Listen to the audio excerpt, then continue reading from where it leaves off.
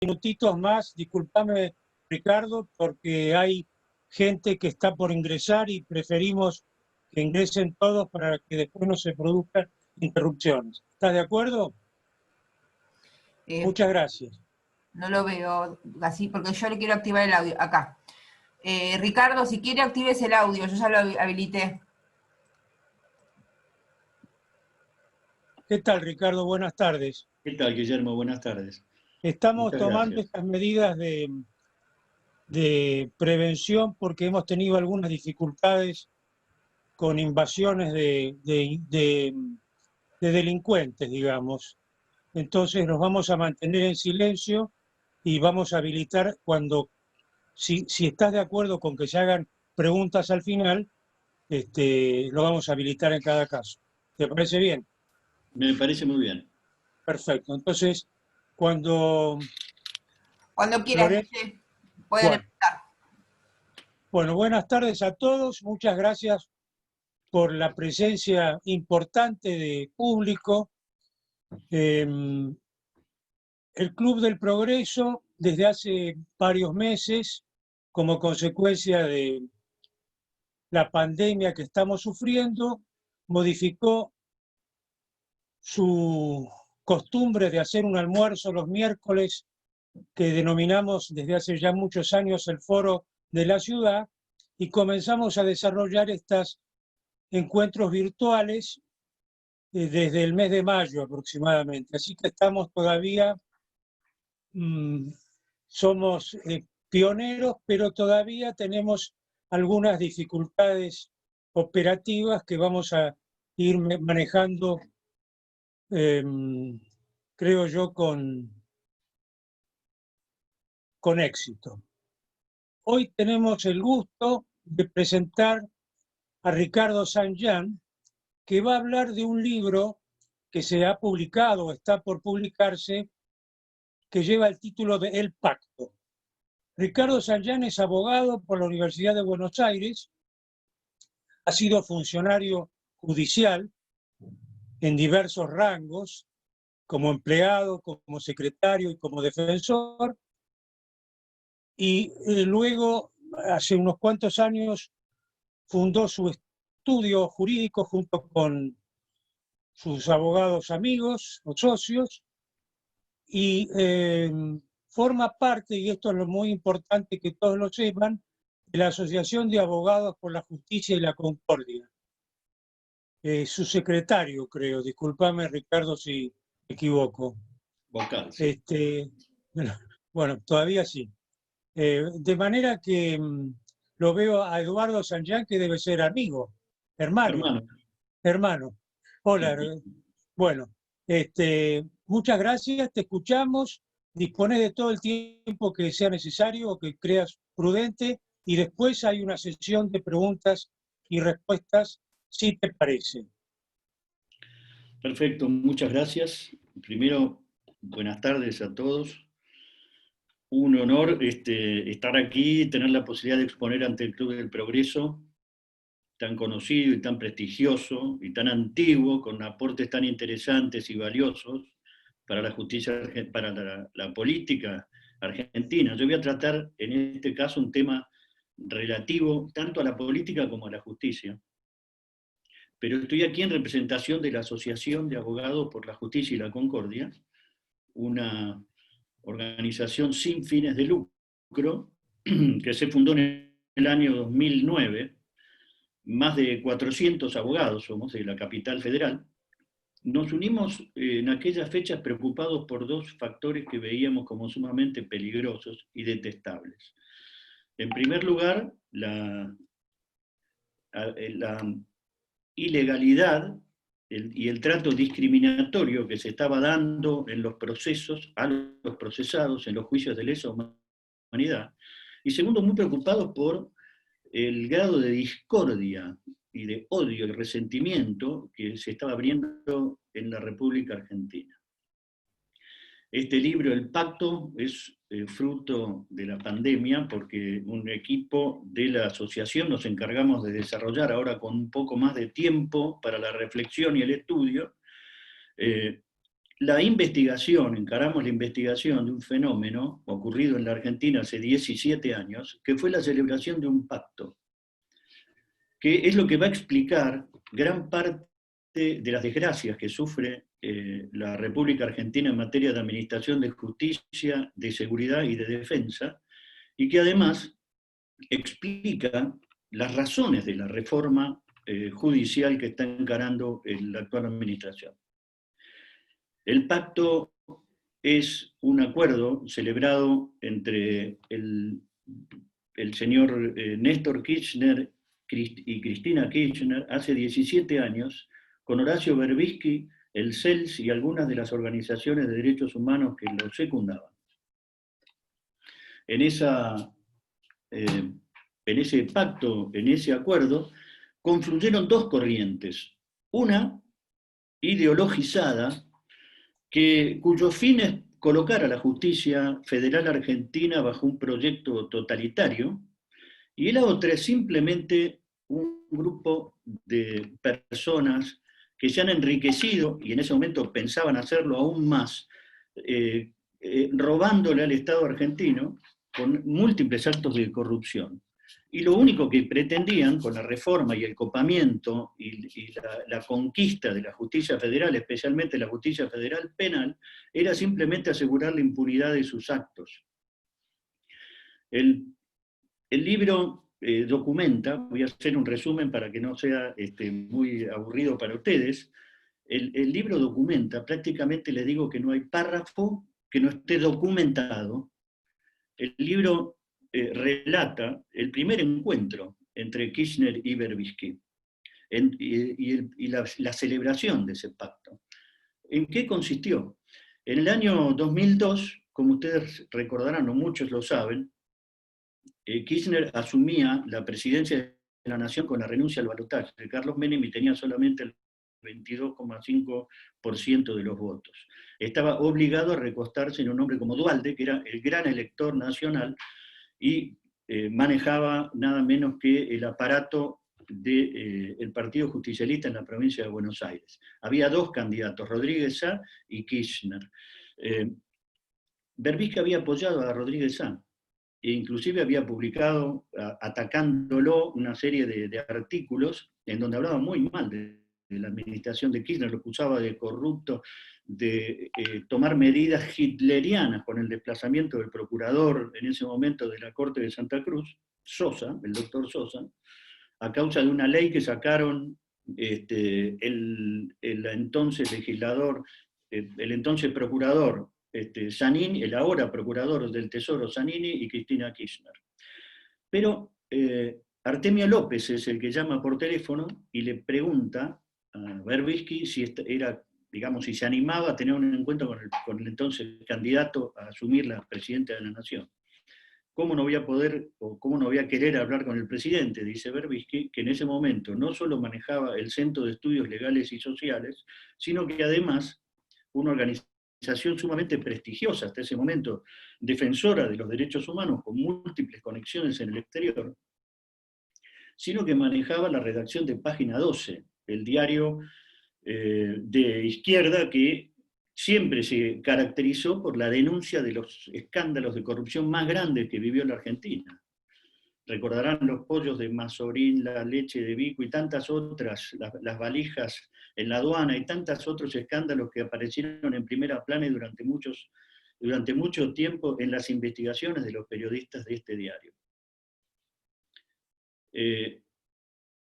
Le piden, Horacio Berbisky y las organizaciones, cuando se reúnen con Néstor y Cristina Kirchner, le piden algunas concesiones. En ese momento, digamos, enterrar un proyecto de ley antiterrorista, no reprimir las marchas sociales, todavía no habían inventado ese extraordinario término de criminalizar la protesta. Le piden al Estado que no criminalice la protesta, cuando en realidad las protestas se criminalizan por los propios manifestantes cuando rompen vidrieras o agreden a personas que participan de ellas pacíficamente.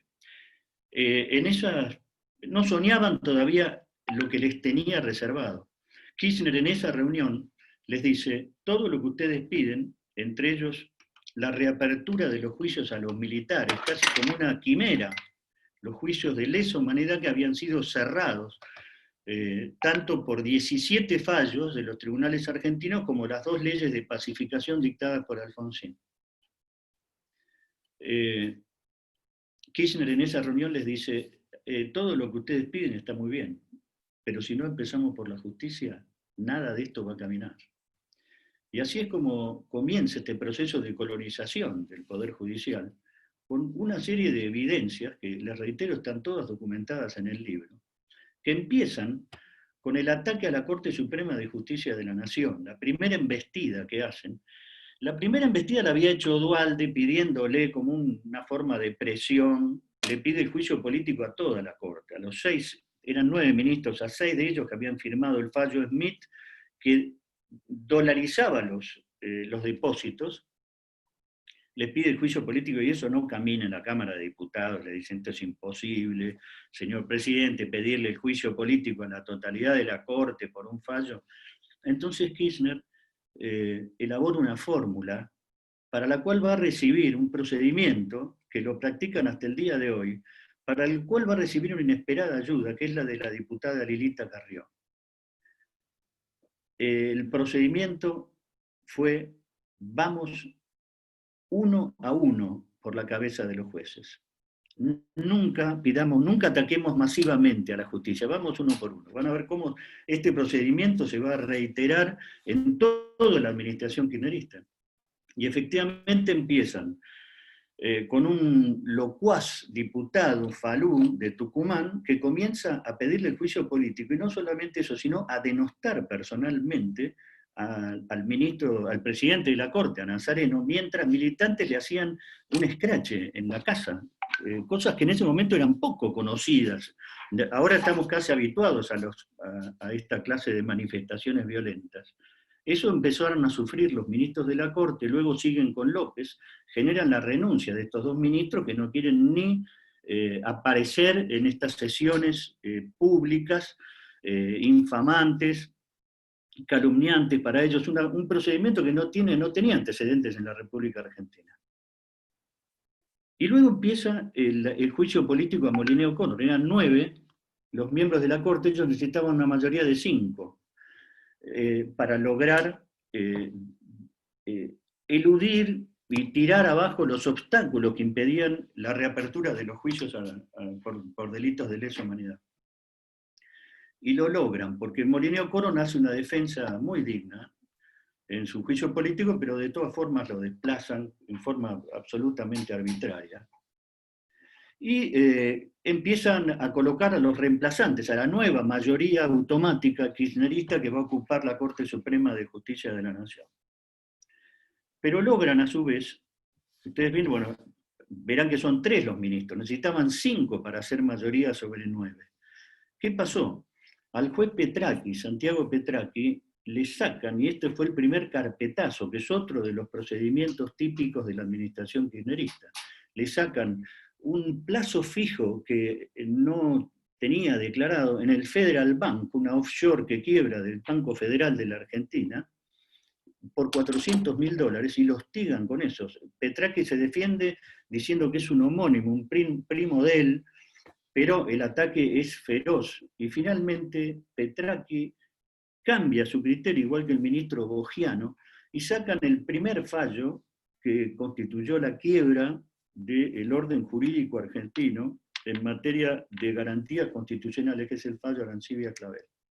Allí, estas 5 jueces, nueva mayoría, votan acerca de que no existe la prescripción para los delitos de lesa humanidad. Delitos cometidos en los años 70, habían transcurrido 20 y pico de años, y los cubría a todos ellos la prescripción. Cuando durante 12 años no se ha llamado a nadie a indagatoria, el delito prescribe, tanto en el máximo de la pena como en un máximo de 12 años en ese momento, para la legislación argentina. Y esto es lo que ocurría. Todos los tratadistas decían que la prescripción era parte de las garantías constitucionales, del principio de legalidad, pero este fallo arrasa con ese principio y lo hace de una forma extremadamente peligrosa que nos ha puesto en libertad condicional a todos los ciudadanos. Porque dicen, el voto de la mayoría, que en realidad estos crímenes se trata de crímenes de lesa humanidad, que no necesitan estar legislados. Por ende no les cabe el principio de legalidad. ¿Por qué? Porque se trata de crímenes que han sido toda la vida condenados, en base a una costumbre internacional. Bueno, el fallo fue criticado por los más y mejores tratadistas de la República Argentina, por la Academia Nacional de Derecho. Instalar en la legislación argentina que no es necesario tener escrito aquello por lo cual el gobernante tiene derecho a castigarnos, es un fallo catastrófico, desastroso. Se hace siempre como excepción, ¿no es cierto? Esta vez no es solamente para los militares, para combatir o no dejar en la impunidad las atrocidades del llamado terrorismo de Estado. Todo perfecto. Siempre hay una buena razón para violar la ley. En este caso no solo la ley, sino la Constitución. Este es un aporte, la ley escrita previa, es un aporte del liberalismo a todas las constituciones desde hace más de 250 años, que es pilar de las garantías de todos los ciudadanos contra la tiranía. Este fallo la tira abajo, además de una forma absolutamente irracional. El derecho a que tenga escrito el soberano aquello por lo cual tiene derecho a castigarnos es una tradición que se remonta al año 1215, en la rebelión del rey Juan en Inglaterra. Imagínense la antigüedad de esta garantía. Después el liberalismo la va a incorporar a las constituciones, primero en Estados Unidos, más tarde en Francia, en nuestro país y en todas las naciones civilizadas. El libro también trata el segundo punto del pacto, que fue el diseño y el manejo de una política de derechos humanos. ¿Qué es eso? Es un decreto, el decreto 1086, que sanciona la administración Kirchner con 2 artículos. Apruébase el plan contra la discriminación en la Argentina, comuníquese. ¿Qué es eso? Miren, yo tengo acá, este es un decreto cuyo anexo no se publicó hasta varios años después. El anexo tiene 261 páginas y implanta en la Argentina, sin anuncio previo, sin debate y sin ley, el esfuerzo y el compromiso del Estado argentino por el aborto, la elección de sexo para los jóvenes, para los niños, ante la discriminación de la medicina y el derecho que solamente establecen 2 sexos, el fomento de las relaciones de las religiones indígenas, ya que la Virgen de Guadalupe ha reemplazado los cultos a la Madre Tierra, y una serie de reivindicaciones de minorías con las cuales uno podrá o no estar de acuerdo, pero que jamás fueron debatidas, se tocan y se realizan en este enorme decreto que nos va a marcar y signar la política cultural de la República Argentina en los próximos 15 años. El avance sobre la Corte Suprema de Justicia para lograr esta mayoría siguió con el dictado del fallo Simón. Volvemos al tema de cómo borraron los obstáculos, cómo fueron eludiendo los obstáculos para el enjuiciamiento de la reapertura de los juicios de lesa humanidad. El fallo Simón elimina la posibilidad de que estos delitos sean amnistiados, porque estos delitos fueron amnistiados por 2 leyes, la de obediencia debida y punto final dictadas por la administración de Alfonsín, votadas por el Congreso Nacional, consideradas leyes de amnistía por toda la jurisprudencia. Bueno, nuevamente con el giro de Petracchi y Bogiano y esa nueva mayoría, señalan que estos delitos tampoco pueden ser perdonables, aun cuando indultables y amnistiables, aun cuando la Convención Constituyente del 94 tiene a una de sus constituyentes, María Lucero, que lanzó en la Convención la propuesta de que los delitos de lesa humanidad no sean amnistiables ni perdonables y que no opere contra ellos la prescripción.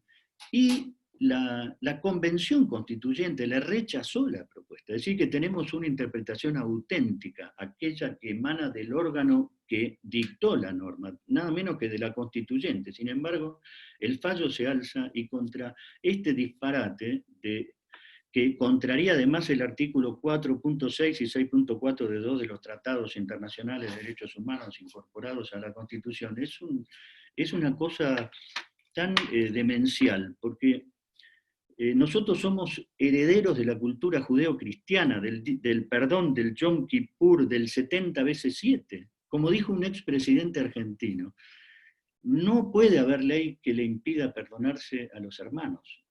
Este fue un fallo que impidió la pacificación y el perdón, más allá de lo que pensemos sobre lo ocurrido en esa década del 70.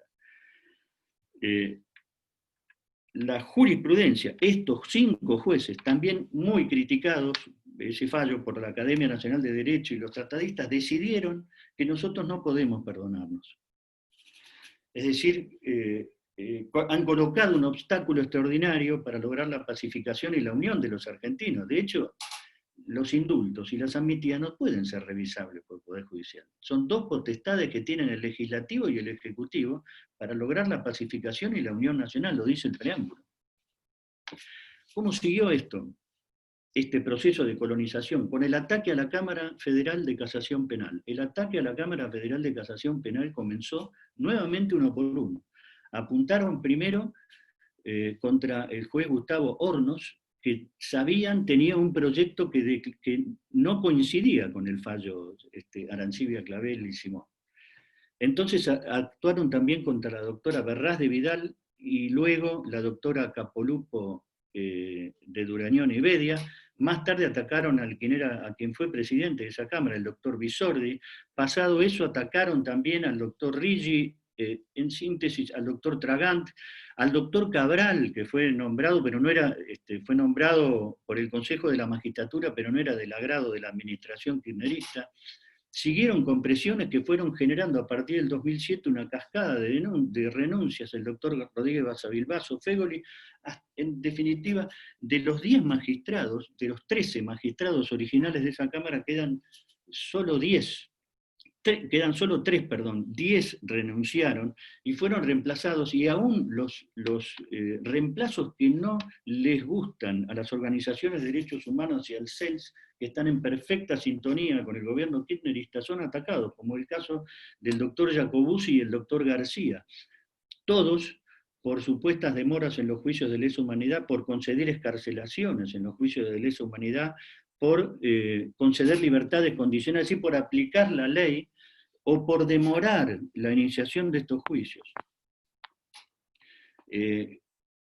Además de este ataque a la Cámara de Casación Penal, ellos comienzan el avance con las reformas del Consejo de la Magistratura, el órgano de gobierno del Poder Judicial, que fue legislado de un modo muy equilibrado por el doctor Alfonsín, con un empate, digamos, en 2 fuerzas equilibradas entre jueces y legisladores, y las reformas fueron incorporando una mayoría política que terminó, por supuesto, manejando y presionando extraordinariamente y quitándoles independencia a los jueces federales.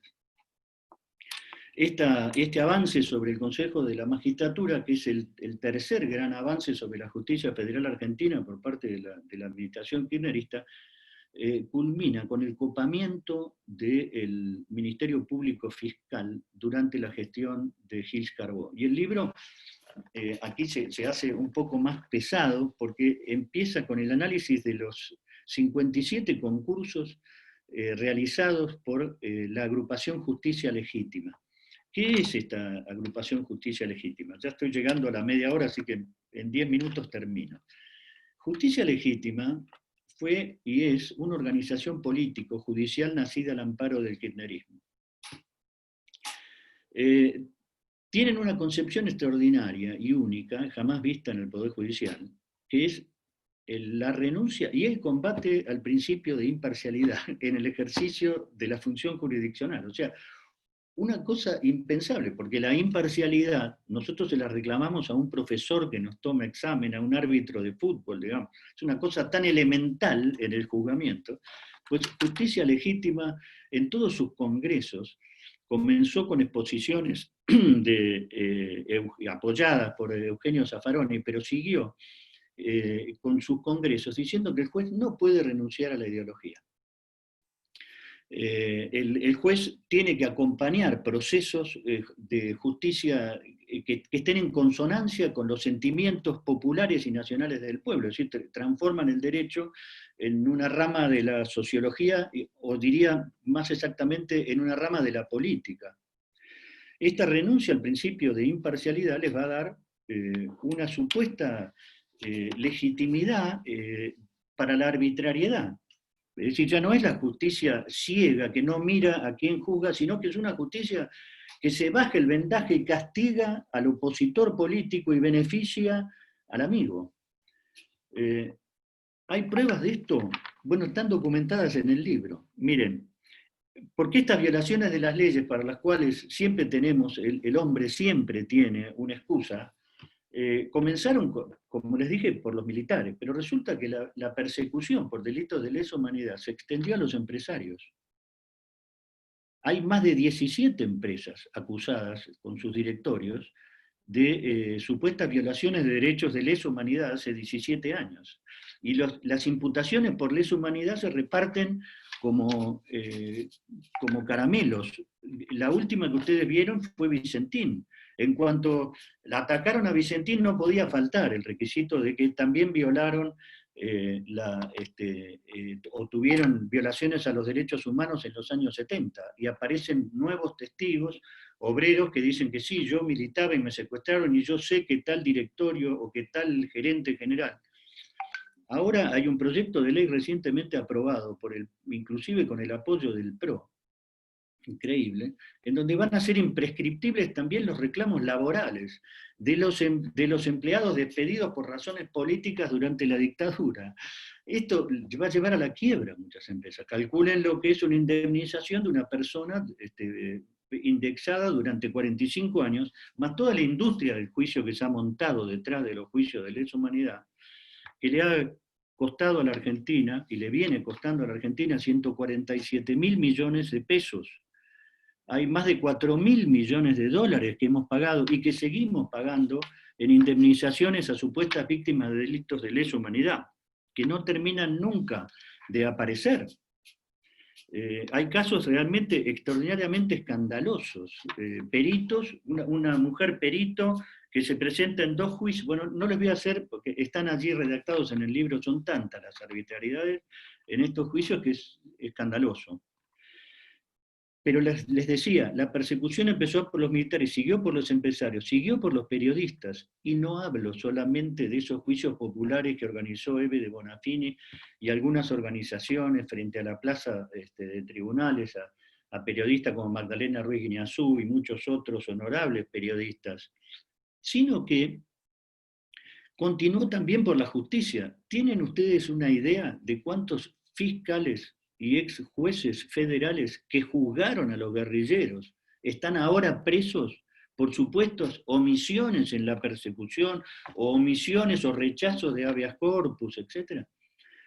36 hay. Y esto sin contar varios que ya han muerto, que murieron detenidos. 570 personas murieron detenidas imputadas de delitos de lesa humanidad sin sentencia, el 80% de ellos sin sentencia.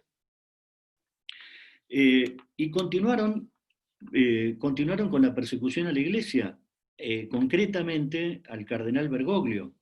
Berbisky le dedicó un libro a Bergoglio cuando no era papa, y quizás era el único argentino que intuía que podía ser elegido papa, porque en el 2005, cuando fallece el papa Wojtyla, ya lo ataca con el libro.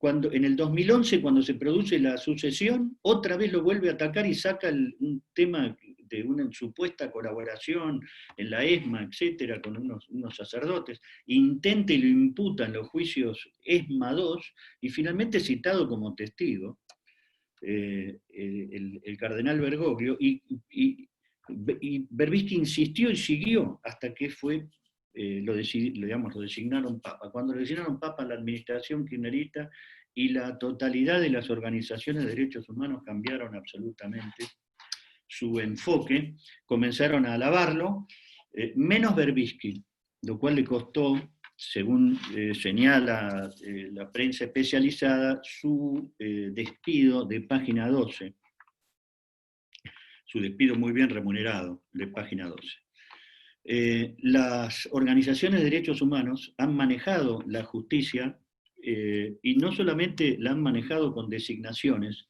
porque Gilles Carbó nombró 1.500 empleados en la Procuración General de la Nación y designó 57 fiscales en los lugares más importantes, más destacables, con lo cual montó el famoso plan de impunidad que nosotros estamos viendo ahora, y no solamente eso, sino también el plan de persecución a opositores, donde usted ve, porque el libro lo explica perfectamente, donde ve cualquiera de estos fiscales ha colaborado tanto en la impunidad. Todas las excarcelaciones de los más de 20 presos de la administración kirchnerista por corrupción, todas ellas contaron con acuerdo de pedidos de los fiscales militantes colocados allí por Gilles Carbó a los efectos de favorecer el plan de impunidad. Y si uno observa las causas contra la administración de Macri, sean o no delitos, están todas acompañadas e instadas también en su enorme mayoría por fiscales militantes, fiscales ideologizados, fiscales que no deberían estar en la justicia federal, porque, reitero, renuncian al principio de objetividad que debe perseguir un fiscal. Renuncian, y para ellos es no solo un deber, sino un correcto desempeño el alzarse parcialmente y abandonar la imparcialidad en el juzgamiento y en la tramitación de estos juicios. En fin, el libro tiene una enorme cantidad de datos, le reitero, no hay párrafo que no esté documentado, y finalmente señala los cargos claves que ha ocupado Justicia Legítima y las organizaciones del CELS y Derechos Humanos. Les voy a contar una sola de ellas, porque el libro, digamos, no quiero decir que es profético, pero lo empezamos a escribir en el mes de marzo y prácticamente todos los días debiéramos estar haciendo un capítulo nuevo, porque allí anunciamos que Víctor Abramovich, una de las dos grandes espadas del CELS, junto con Carolina Barsky, los dos, Carolina Barsky y Víctor Abramovich, entraron durante la gestión de Gilles Carbó al Ministerio Público Fiscal. Víctor Abramovich es el procurador ante la Corte y el tercero en la sucesión de la Procuración General. Hay en este momento en ejecución un golpe de Estado contra el procurador Casal. Porque como todavía no tiene el kirchnerismo los votos necesarios para introducir a Rafecas, muy cuestionado por una serie de actos que han sido públicos, han colocado al doctor Abramovich III en sucesión como el nuevo reemplazo, es el candidato. Casal, mientras no haya designado por el Senado un nuevo procurador, ejerce la Procuración General de la Nación. Y voy a terminar con esto. Y este es el motivo por el cual la reforma judicial es un ilusionismo típico de la política kirchnerista. La política kirchnerista anuncia fines siempre loables y deseables por la sociedad para terminar haciendo trampas y perjudicando en pos de este plan de asegurarse la impunidad y seguir con esta política de odio y de enfrentamiento entre los argentinos. Lo cual estamos viendo ahora es explotar por múltiples lados, ¿no?, de la sociedad. Concretamente hoy la policía, pero este resentimiento, esta política de odio y división se va a seguir manifestando, porque se está cosechando lo que se sembró. Y le señalaba, la reforma es un espejismo, porque poca gente sabe. Perdón, Guillermo, ¿querés acotarme algo?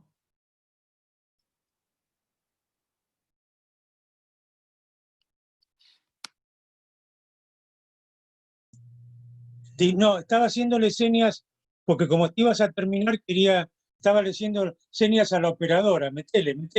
Discúlpame.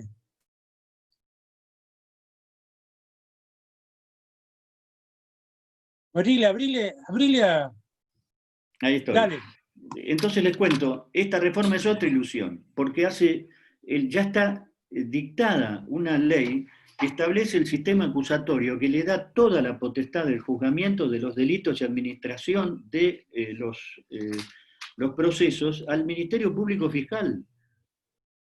La reforma propuesta por Fernández con la creación de 1000 cargos pone el foco sobre los nuevos jueces, nuevos juzgados, cuando en realidad ya y el otro día escuchamos la excelente exposición que hizo el titular de la Unión de Empleados sobre el fracaso y el disparate que es la propuesta de la reforma judicial, es un espejismo porque tienen todo preparado en el Ministerio Público Fiscal.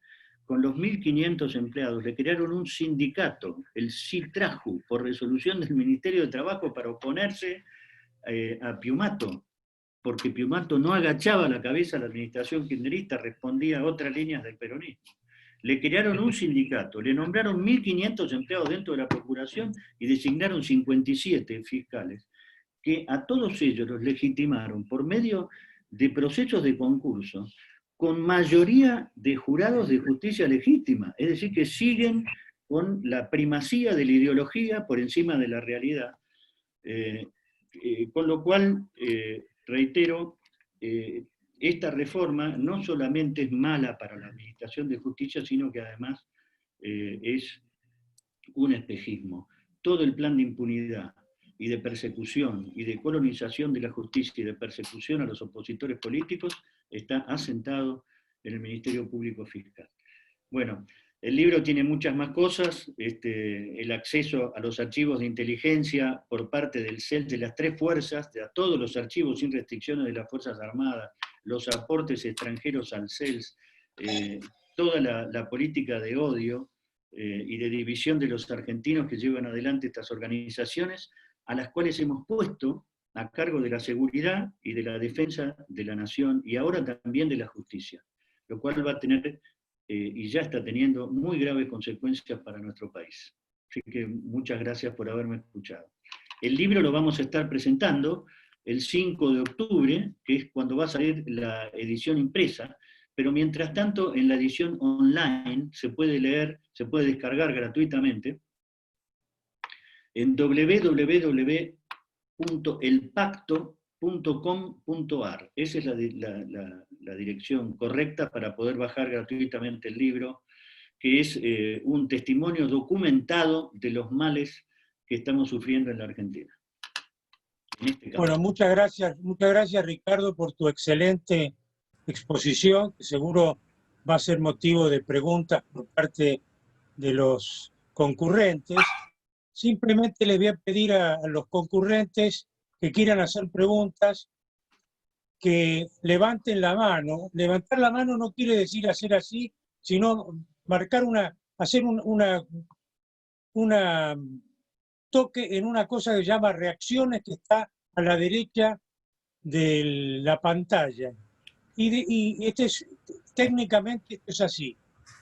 Y además les voy a pedir que en lo posible concreten preguntas específicas y no hagan reflexiones, salvo que las consideren muy importantes, porque el propósito es que el doctor Sanján pueda retirarse dentro de un plazo razonable y irse a descansar. Así que estoy esperando.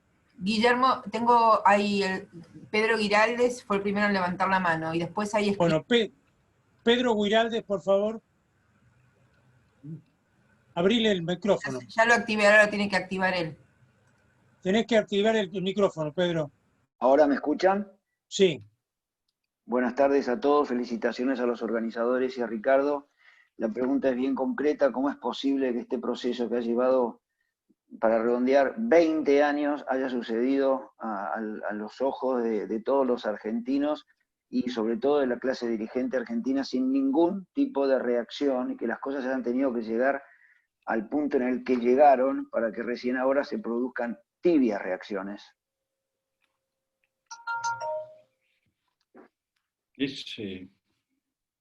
Dale, Ricardo. Bueno, mira, es una muy triste reflexión esa. Yo creo que ha sido producto de una muy inteligente ofensiva del kirchnerismo.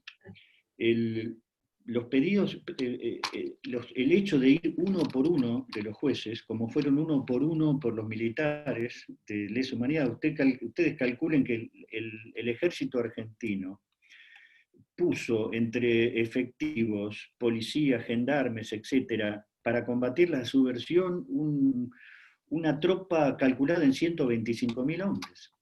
Y los juicios de lesa humanidad llevan uno por uno más de 3.200 imputados, pero van uno por uno, van llevando los juicios y reeditándolos. Tenemos juicios hasta el año 2036 previstos por lesa humanidad, obturando a la justicia federal penal, que es la encargada de investigar la corrupción.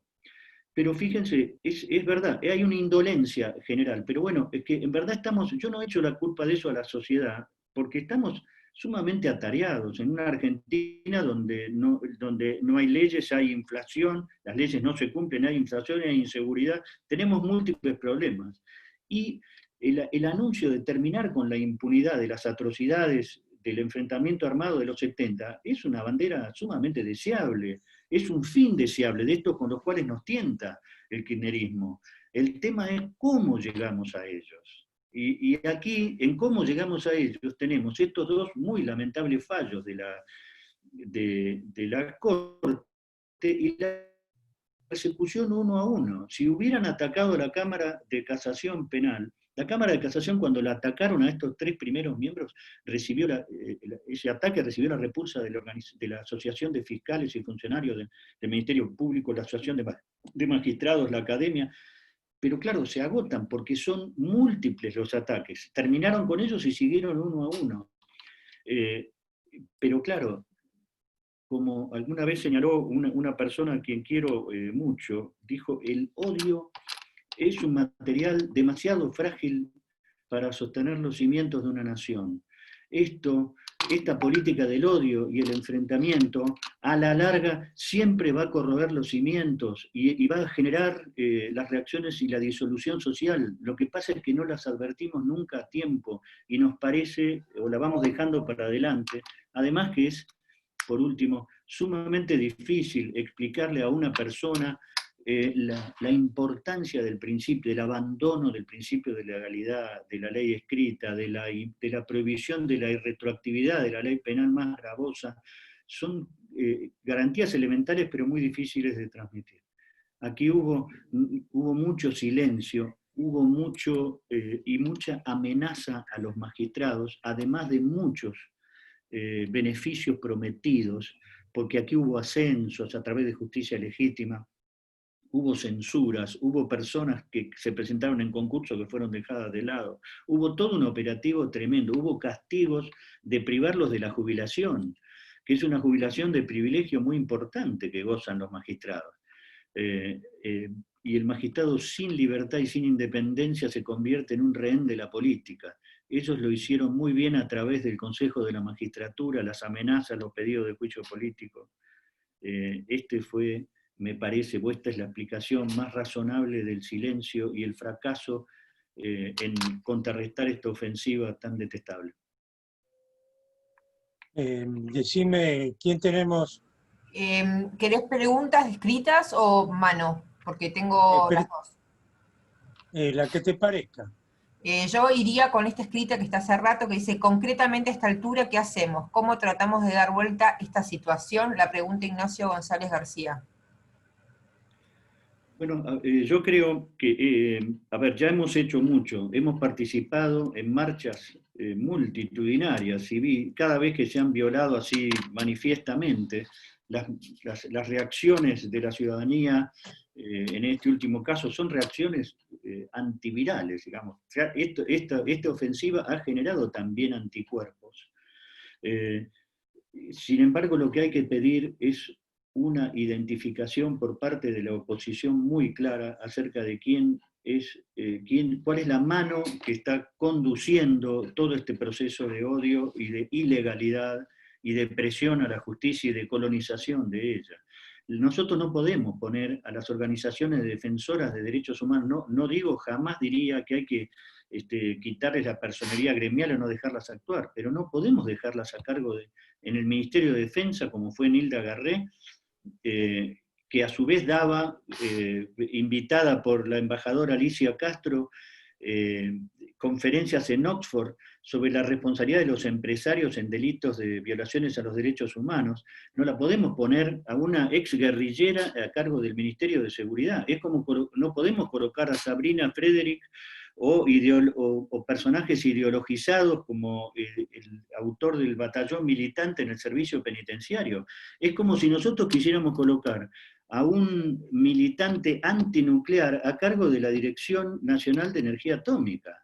Digamos, si decimos, bueno, la policía no la queremos más, no queremos más seguridad, entonces coloquemos a Frederick, a Nilda Garré o a cualquiera de estos militantes a cargo de desarmar las policías o desarmar las Fuerzas Armadas, pero colocarlos en su conducción, igual que colocarlos en la justicia federal, a juzgar a personas ideologizadas, a juzgar a personas que vienen, o a gobiernos, a funcionarios públicos, es un disparate de esos que no ocurren en ningún país del mundo, salvo los totalitarios.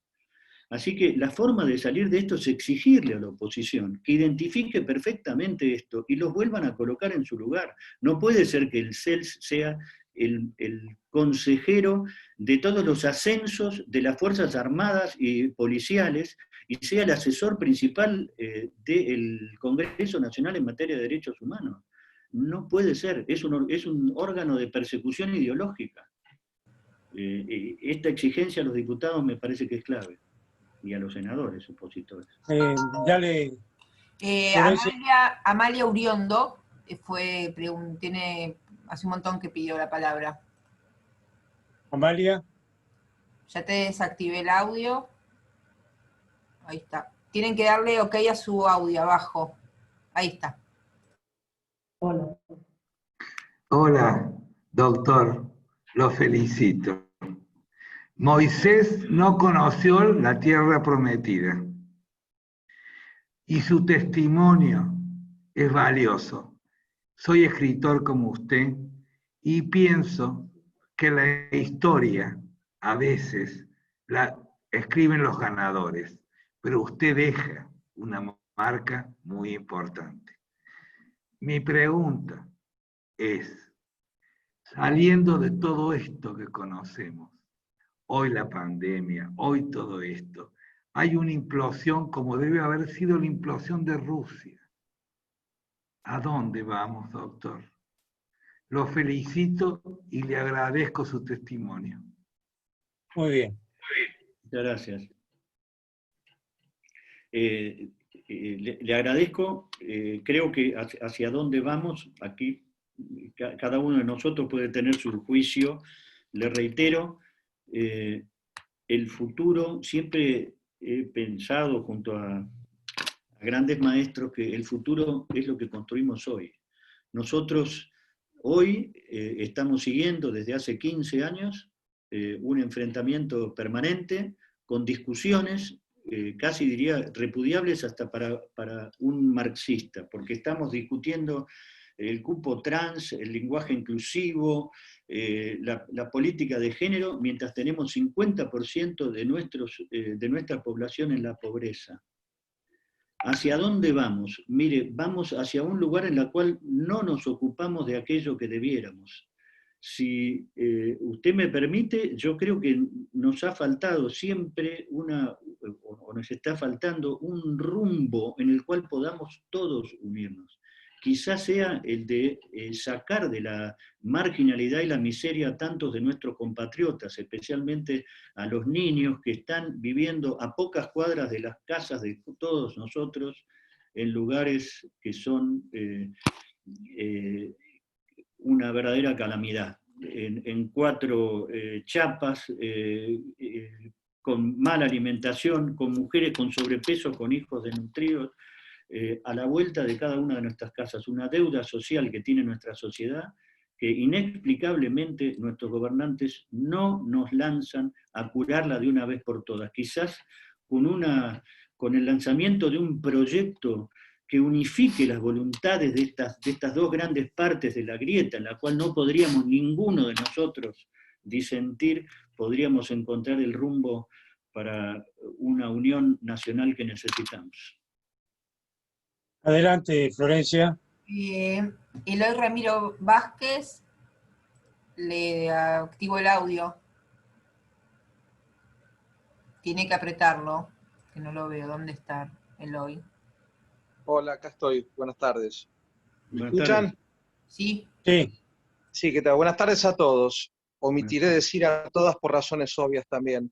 Quisiera saber si por favor nos puede explicar el doctor cuál fue el fundamento jurídico a través del cual un principio sagrado como el de la irretroactividad de la ley se transformó en un principio de retroactividad.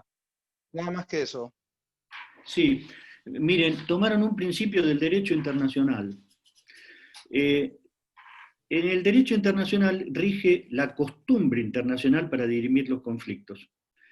Pero el derecho internacional regulaba y regula siempre allí donde el derecho no figura. Por ejemplo, colisiones en alta mar, pérdidas de carga, hechos ocurridos en el medio de los océanos entre dos estados. Entonces, el derecho internacional siempre le dedicó como norma a la costumbre internacional, es decir, los propios comerciantes y las naciones desde hace centenares de años que resuelven esos conflictos de una forma que la costumbre se transformó en norma.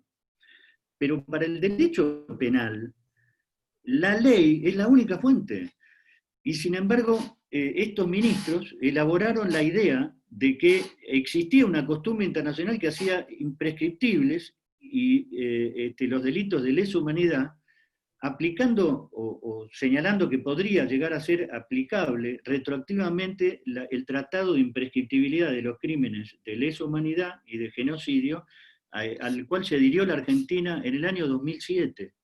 Es decir, que nosotros tenemos imprescriptibles esos delitos del 2007 para adelante. Bueno, el fallo Arancibia-Clavel lo hizo hacia atrás por el voto de estas 5 personas, de las cuales 3 siguen en la Corte. Ahora uno en la Corte Interamericana.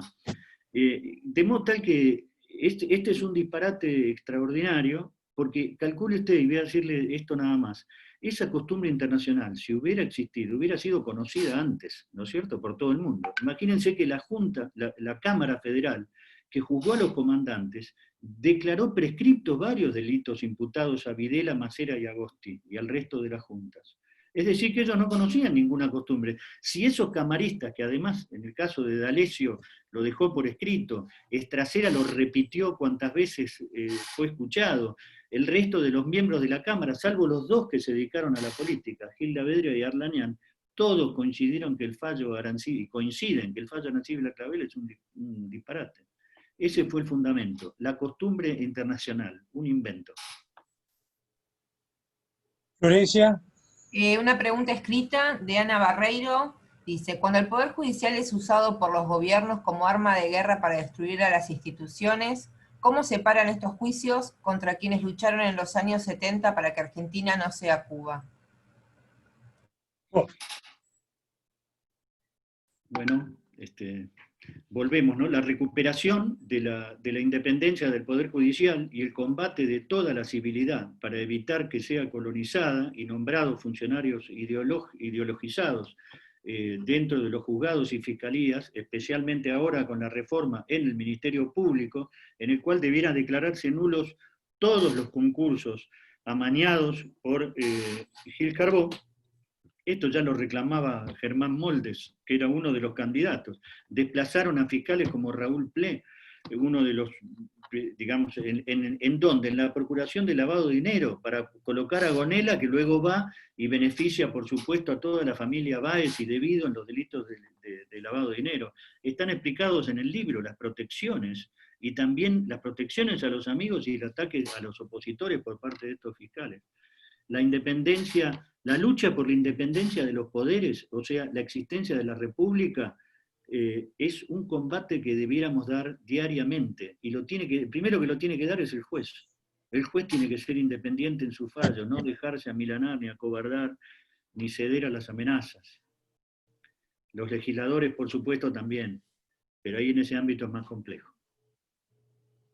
Me voy a tomar el atrevimiento de interrumpir y hacer una pequeña pregunta, Ricardo, o una reflexión y una pregunta. En algún momento la cuestión del 2x1 Sí. recibió un fallo muy interesante de la Corte Suprema de Justicia de la Nación, Sí.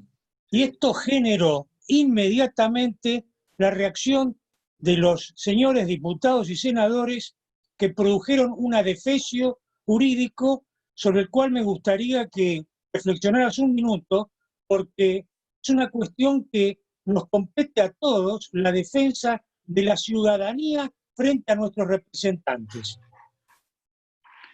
Sí, desde ya. Ese fue otro de los lamentables respuestas. Aquí se unieron dos cosas. Por supuesto que la militancia de las organizaciones abarca la calle, los escraches y las manifestaciones de odio. Es una política basada en el odio, les reitero. Ustedes fíjense las políticas de todos los ministerios. La única que mira al pasado es la de derechos humanos, la que debiera protegernos con 50% de pobres, de gente en la marginalidad, con hambre y con carencias elementales. Esta gente enfoca y es nada más que el pasado. Se pidió y se obtuvo por parte de un suboficial el mismo beneficio que habían recibido todos los presos que habían estado sujetos a este beneficio de computar un día de prisión, digamos, computar 2 días por cada día de prisión preventiva sin condena. Con la mayoría de Rosenkrantz, Maqueda y Hayton de Nolasco le hicieron lugar con la disidencia de Lorenzetti y alguien más. ¿Qué ocurrió? Y Rosati, creo. ¿Qué ocurrió?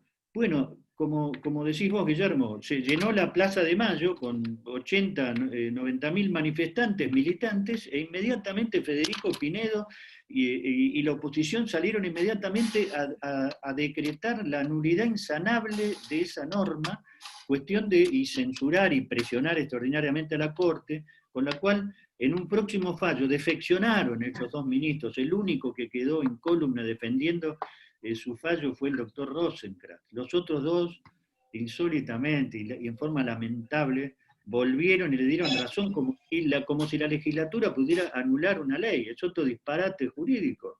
Lo único que puede anular una ley es la justicia. El Poder Legislativo lo que puede hacer es derogar una ley, no declararla nula. Un disparate jurídico. Muchas gracias. Perdóname, Florencia, adelante. No, ahora tiene la palabra E.S. San Emeterio. No sé dónde está, yo lo voy a habilitar. El doctor San Emeterio. San Emeterio, sí, leí San horrible. Emeterio. ¿Dónde estará?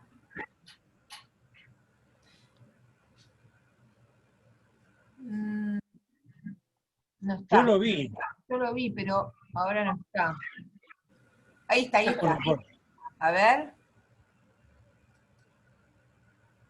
Hola. Sí, ¿me escucha ahora? Ahora sí, perfecto. Bien. Hola, Ricardo, ¿cómo estás? Hemos compartido varias batallas juntos, ¿no? Así es. Yo tengo, antes de hacerte la pregunta, te voy a hacer quiero hacer una breve introducción al tema. En este momento estoy en 4 juicios al mismo tiempo: San Juan, Mendoza, Mar del Plata y La Plata.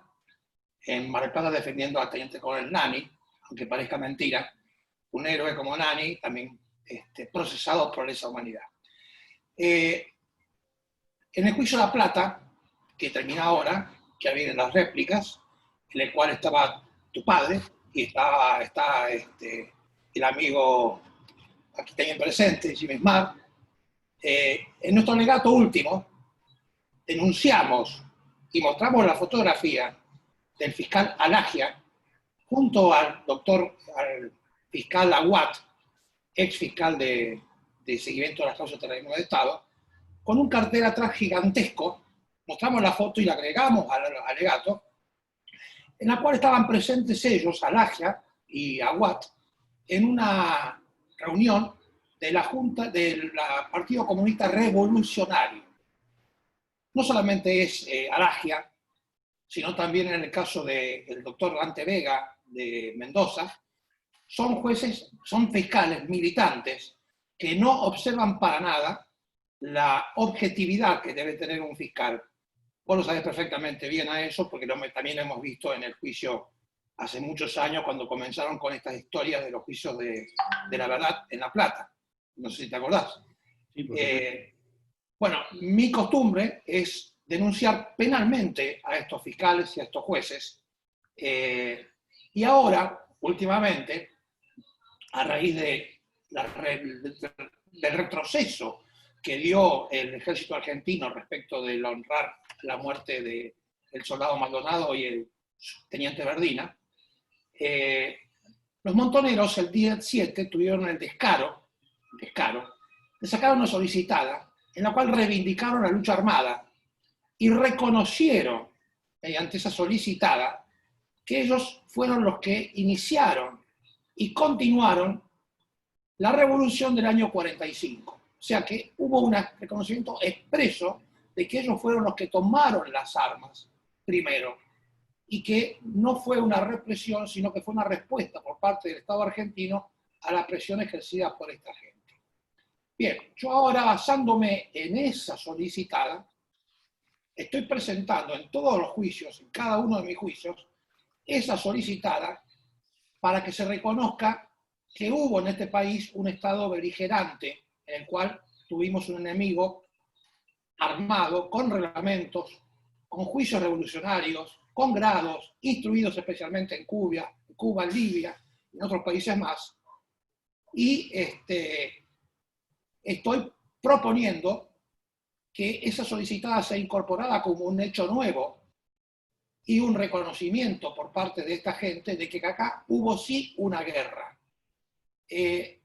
No sé qué te parece esa idea, si es descabellada. Yo soy descabellado en todas mis ideas, por supuesto, y aparte vos sabés que no me quedo atrás en nada, sobre todo en las denuncias. Pero además de eso, yo también hice hace ya varios años una denuncia ante la Corte Penal Internacional de La Haya, que denuncié a todos estos montoneros que hoy suscribieron, que en el 7 suscribieron esa solicitada, los denuncié oportunamente y obtuve de respuesta de la Corte Interamericana, de la Corte Internacional de La Haya, la respuesta de que no era aplicable el Tratado de Roma porque los hechos que yo estaba denunciando eran del año 76, anteriores al 76 también, y que en ese momento no estaba vigente el Tratado de Roma, que es el que crea a la Corte Internacional Penal Internacional. Pero no me cerraron la causa, me la dejaron abierta y me dijeron que si yo tenía nuevos elementos para incorporar, ellos estaban dispuestos a poder analizarlos. Entonces mi idea es, y a vos también, ¿qué te parece? Es, por empezar, esa solicitada que sacó esta gente, presentarla como un hecho nuevo ante un reconocimiento de un estado de guerra que ellos provocaron, citar, para jorobarlo nada más, a los 750 firmantes como testigos a la causa y enviar este hecho nuevo también, ya que me dejaron una puerta abierta en La Haya, este hecho nuevo de esta solicitada en el cual se reconoce un estado beligerante dentro de nuestro país. Tu opinión como colega y la experiencia que tenés, tal vez más que la mía, no sé, en estos casos, ¿qué pensás de esto? Nada más. Yo creo que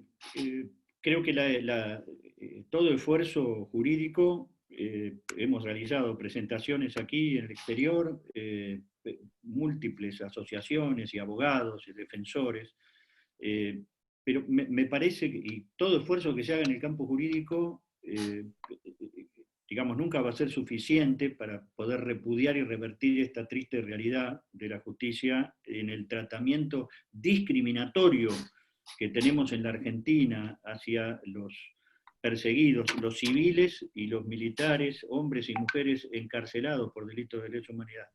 Pero creo que la llave debiera estar en nuestra Corte Suprema de Justicia. Fue ella la que abrió estos juicios están violando la garantía de ser juzgado en un lapso razonable. No puede ser que haya miles de personas esperando que a un fiscal se le ocurra, después de 40 años, era miembro.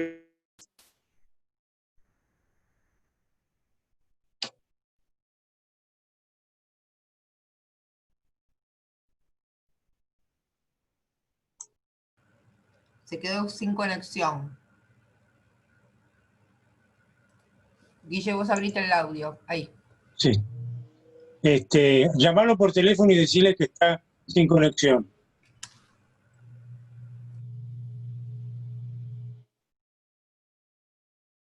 Voy a aprovechar este momento para pedirle al resto de los preguntantes que sean un poco menos explícitos que el doctor San Emeterio, que fue muy interesante, pero demasiado largo.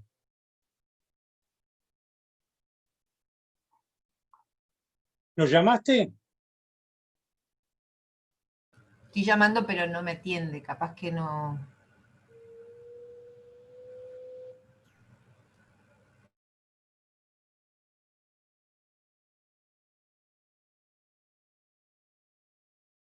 Qué raro, ¿no?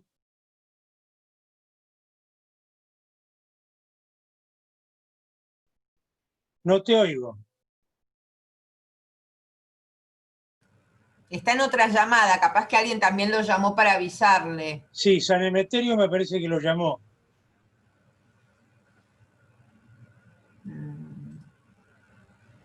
Ya tiene el audio activado si quiere hablar.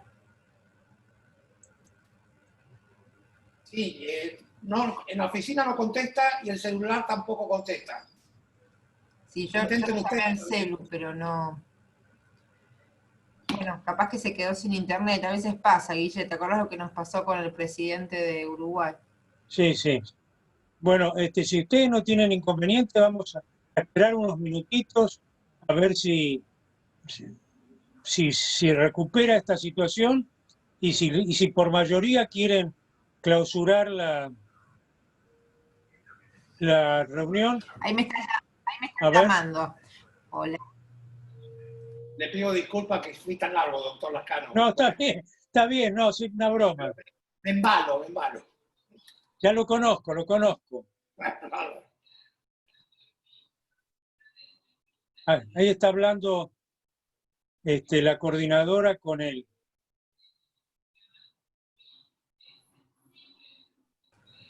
Ahí está en la reunión.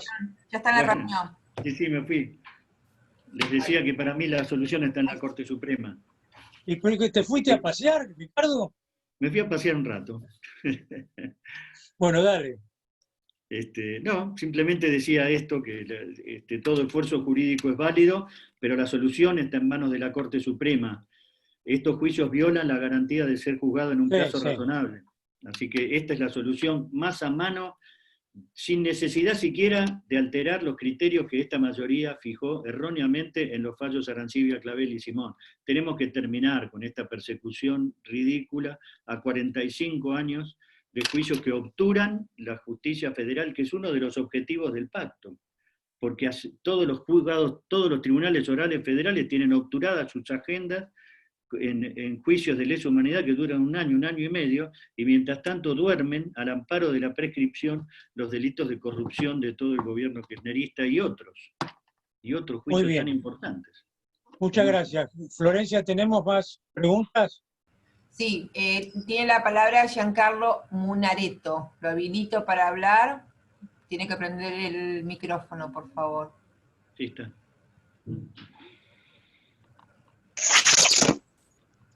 ¿Me escuchan? Sí. Sí. Pero no lo vemos. Ahora sí lo vemos. Ahora, bueno, era solamente para saludar a Ricardo, que hace mucho que no lo veo, y realmente para felicitarlo. Yo no pude estar en toda la charla, pero sí lo que pude rescatar es ese compromiso, Ricardo, que tenés desde hace muchísimo. Nosotros también creo que estuvimos en muchas batallas juntos, y especialmente al lado, digamos, de la persona menos afortunada, más necesitadas, y yo realmente quiero reconocer esto en este momento, Ricardo, esa preocupación sincera, profunda, yo diría también evangélica, que siempre has manifestado en atención a las personas que en nuestra sociedad sufren más. Y realmente el panorama que vos pintaste, por lo menos la parte final que yo he visto, y el panorama que tenemos enfrente, la pandemia y la pospandemia, yo creo que agudizan de manera extremadamente seria todas estas situaciones que se plantean. Y así yo pienso que necesitamos realmente de gente que vigilen a los poderosos, digamos, a los que tienen el poder en este momento, y de gente que actúen. Así que ahí estamos en esa gran misión de aunar esfuerzos justamente para enfrentar situaciones tan dramáticas. Muchas gracias, Ricardo, y te felicito y, bueno, y te aprecio un montón. Gracias.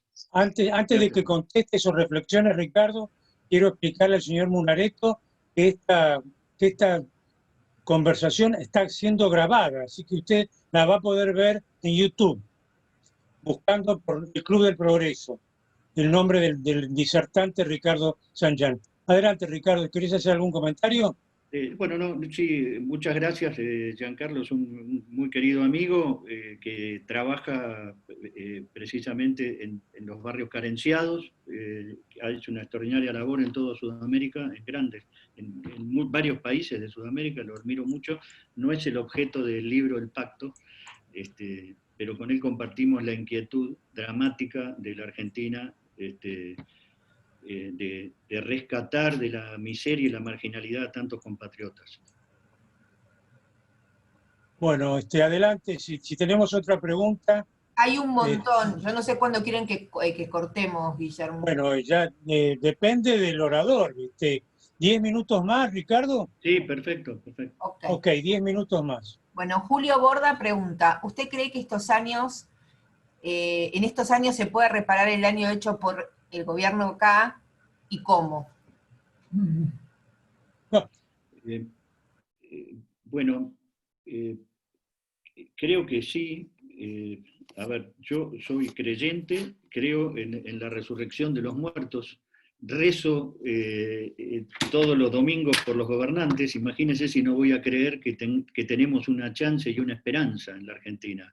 Por supuesto que la tenemos que trabajar diariamente para hacerlo. El primer paso, a mí me parece que el primer paso debiera ser, reitero, la exigencia a nuestros gobernantes de una política que elimine, de una empresa que realmente elimine los graves obstáculos que tenemos como nación para unirnos, quizá proyectos de unidad o políticas que entusiasmen a tantos jóvenes que se están yendo de la Argentina.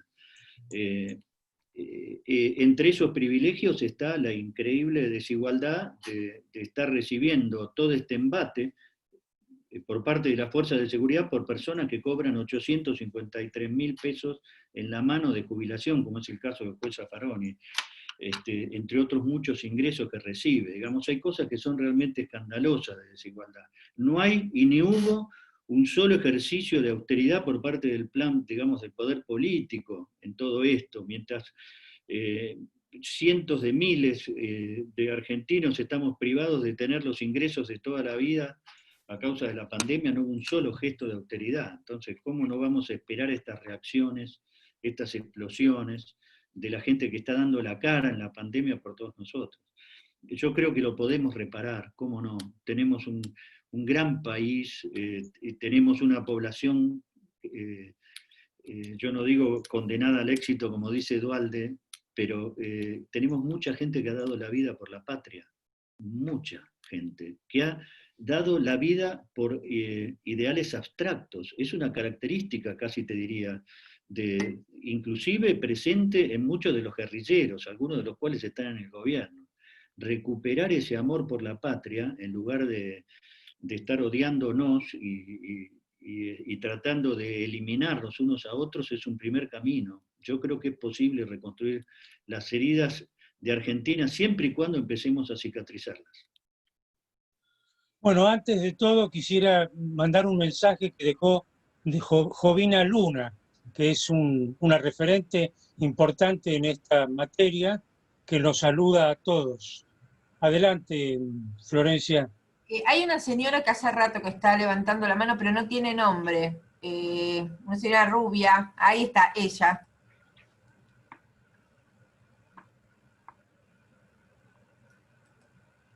La señora rubia. Sí, yo ya la activé, pero no... Bueno, no...